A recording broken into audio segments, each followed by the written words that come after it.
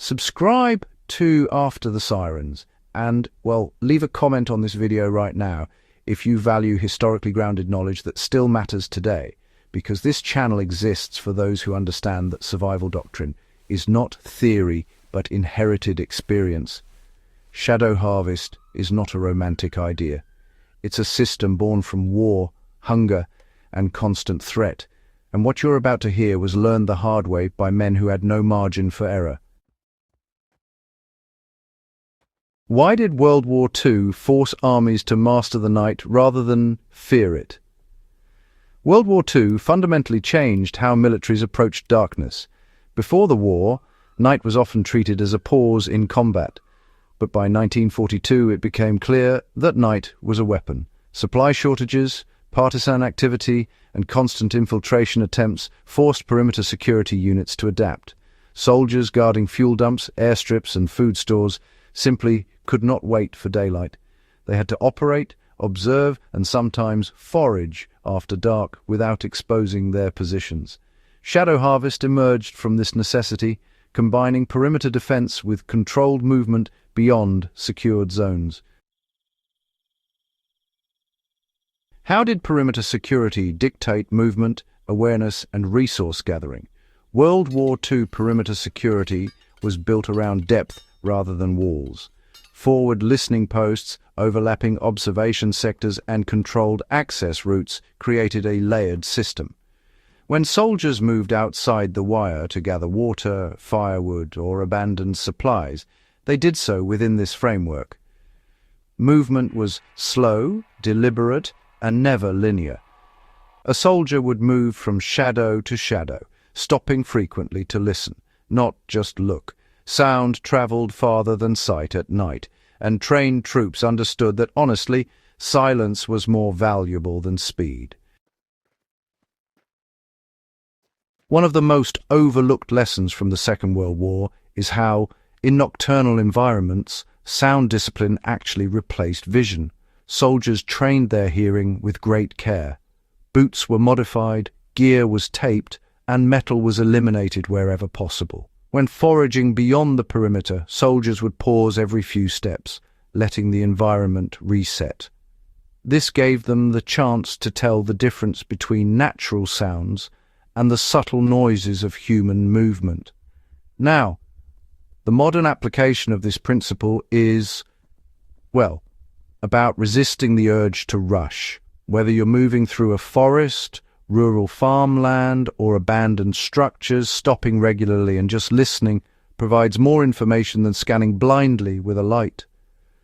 Controlled lighting was another key to survival. Perimeter lighting during the war wasn't about constant illumination. Lights were used sparingly, and more often than not, indirectly. Floodlights were angled outward to silhouette intruders, not to reveal defenders. When soldiers foraged at night, they avoided direct light sources entirely. Matches were shielded, flashlights were cupped or filtered. The practical lesson here is that darkness preservation is, honestly, a skill. Using light only when necessary and in a controlled manner helps prevent loss of night vision and reduces your visibility to others. Troops in the Second World War memorized their routes during daylight so they could move without hesitation at night. Paths weren't chosen for speed, but for concealment. Low ground, tree lines, and terrain folds were always preferred. When foraging, soldiers never took the same route twice in a row just to avoid pattern detection. The lesson for today is scout during safe conditions and never rely on a single path. Terrain isn't just something to cross, it's something to use. Strict coordination was another reason shadow harvest worked. Passwords, timing windows, and return signals were enforced without exception. Soldiers leaving the perimeter carried identification markers and followed strict re-entry procedures. This prevented tragic mistakes like friendly fire or internal confusion. The takeaway is clear coordination matters, even in small groups. If multiple people are operating at night, clear communication protocols aren't optional. They're survival tools. And, these principles go far beyond warfare. Shadow harvest isn't limited to military contexts. Hunters, researchers, rural dwellers, and preparedness-minded folks all benefit from the same discipline. Moving quietly, understanding sound behavior, preserving night vision, and using terrain intelligently, these are universal skills. Second World War soldiers refined these techniques because, for them, failure meant death. That level of seriousness is what made the system effective. Mastering the night isn't really about equipment, it's about discipline. The Second World War proved that night mastery didn't depend on advanced technology. It depended on training, patience, and awareness. Soldiers with minimal tools often outperformed enemies with superior gear because they truly understood their environment. Modern equipment, honestly, should support discipline, not replace it. Shadow harvest, at its core, is about control. Control of movement, control of noise, control of visibility, and control of decision-making under pressure. Shadow harvest is a reminder that history isn't passive.